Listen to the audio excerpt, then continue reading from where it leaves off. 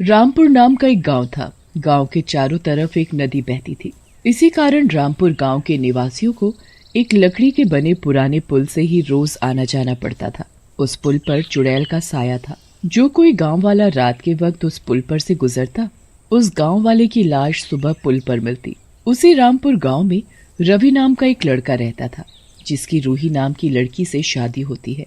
एक दिन रूही रवि से बोलती है, इतने दिन हो गए रवि हमारी शादी को, तुमने मुझे एक भी फिल्म नहीं दिखाई और ना ही बाहर कहीं घुमाया। शादी से पहले ही ठीक था, कम से कम मुझे घुमाने तो ले जाया करते थे।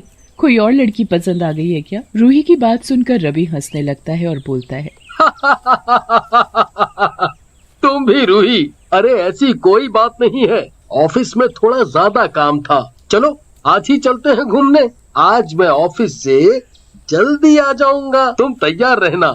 ऐसा कहकर रवि वहाँ से चला जाता है। शाम को रवि जल्दी घर आ जाता है। रूही घर के बाहर ही तैयार खड़ी उसका इंतजार कर रही होती है।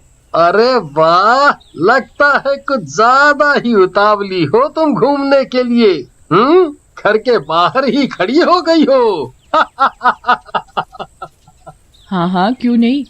तुम मुझे ले भी तो पूरे 2 महीने बाद जा रहे हो कहीं और, अब तैयार भी ना हूँ। फिर रवि अपनी मोटरसाइकिल स्टार्ट करता है और रूही उसके पीछे बैठ जाती है। तभी रवि का दोस्त किशन वहाँ आ जाता है और रवि को बोलता है, क्यों रवि भैया, कहाँ जा रहे हो हमारी भाभी को लेकर, वो भी इतना सज धज कर? बोलो बोलो। रवि को किशन की बात पर गुस्सा आ जाता है और वो गुस्से में किशन को बोलता है, गांव बसा नहीं, लुटेरे पहले आ गए। कहीं भी जाओ मनहूस की तरह टोकने वाले पहले आ जाएंगे। आओ तुम भी बैठ जाओ मोटरसाइकिल पर, तुम्हें भी पता चल जाएगा कहाँ जा रहे हैं। अरे रवि भैया, क्यों गुस्सा हो रहे हो? मैं तो मजाक कर रहा था। आप दोनों ही जाओ, लेकिन ज्यादा रात मत करना। रात में वो पुल वाला रास्ता ठीक नहीं है, वहाँ चुड़ैल का साया है। क्या कहा? चुड़ैल का साया?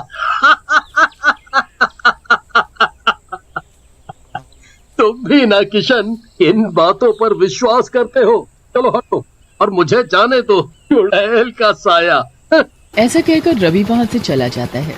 लेकिन किशन की बात सुनकर रूही डर जाती है, लेकिन रवि के डर से वो रवि को कुछ नहीं कहती। रात में रवि और रूही को शहर से लौटने में देर हो जाती है। रूही रवि को शहर में ही रुकने को बोलती है।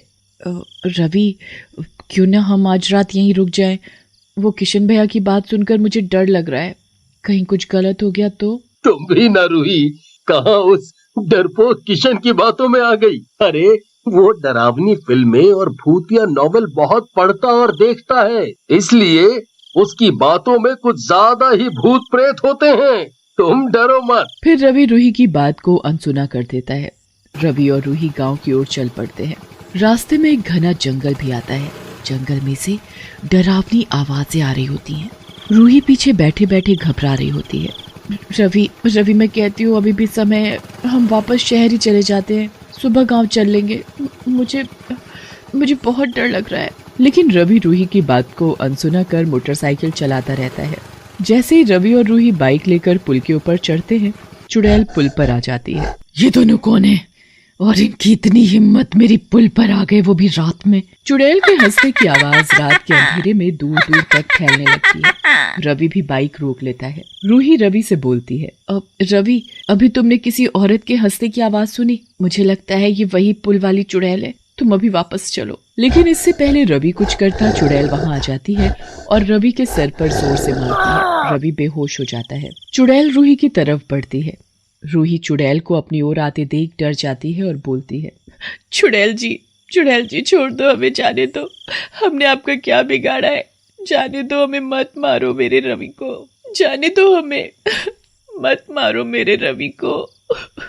लेकिन चुड़ैल रूही की कोई बात नहीं सुनती और रूही पर भी वार करती है। वो भी जमीन पर गिर जाती है। अगली सुबह जब रवि को होश आता है, वो अपने आप को गांव वालों के बीच में घिरा हुआ पाता है। तभी उसे रूही का ख्याल आता है। रूही कहाँ है? गांव वालों, रूही कहाँ है? तभी वहाँ किशन आता है। किशन की आंखों में आंसू और हाथों में रूही के कपड़े होते हैं और वो रवि से बोलता है,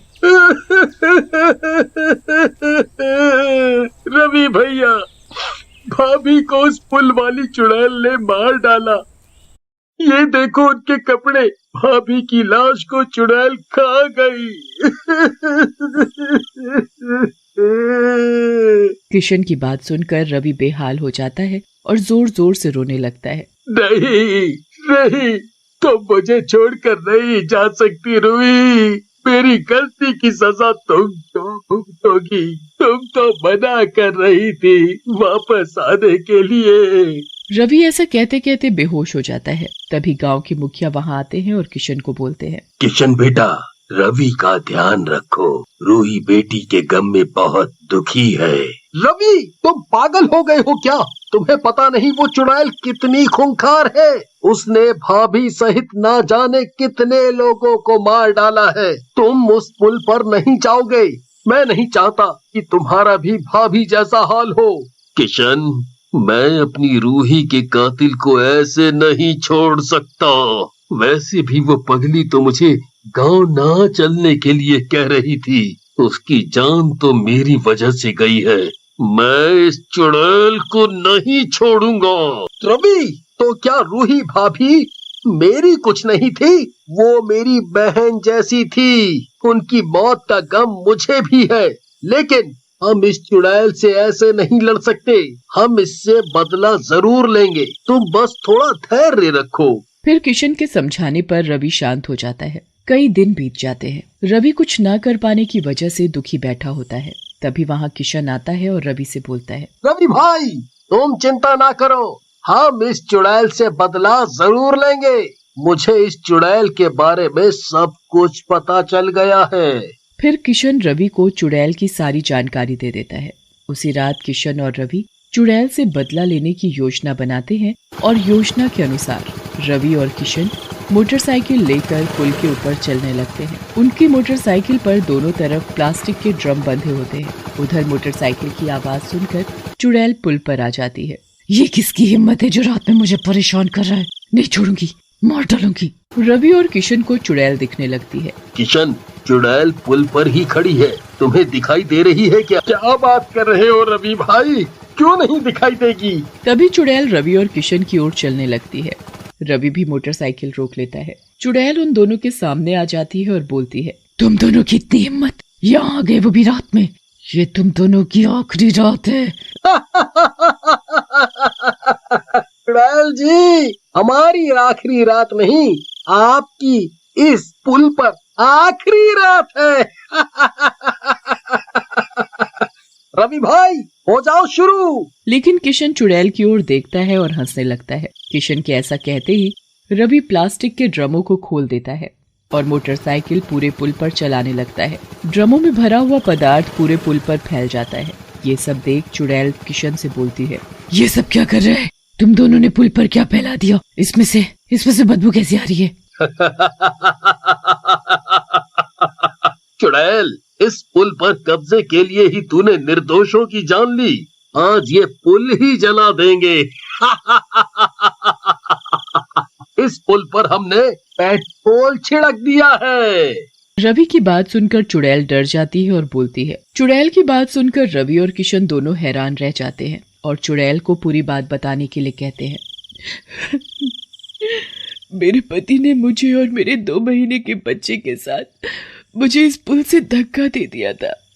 इस हादसे में मेरी मौत तो हो गई, लेकिन मेरा बेटा बच गया।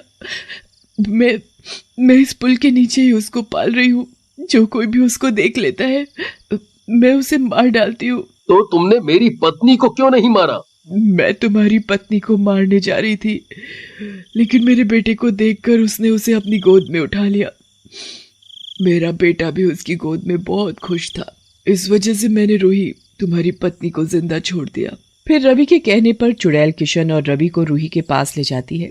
रूही नीचे चुड़ैल के बच्चे को अपनी गोद में लेकर बैठी होती है। रवि को देखकर रूही बोलती है, तुम आ गए रवि, मुझे पता था तुम जरूर आओगे, तुम मुझे ढूंढ ही लोगे। तभी वहाँ खड़ी चुड़ैल जलने लगती है। किशन, रूही और रवि ये देखकर हैरान हो जाते हैं। चुड़ैल हंसने लगती है। लगता है किसी ने पुल को जला दिया। चलो अच्छा है, मैं भी इस दुनिया से जा पाऊंगी। बस रवि और रूही, तुमसे एक प्रार्थना है, मेरे बेटे का ध्यान रखना और किसी को भी ये मत बताना कि ये एक चुड़ैल का बेटा है।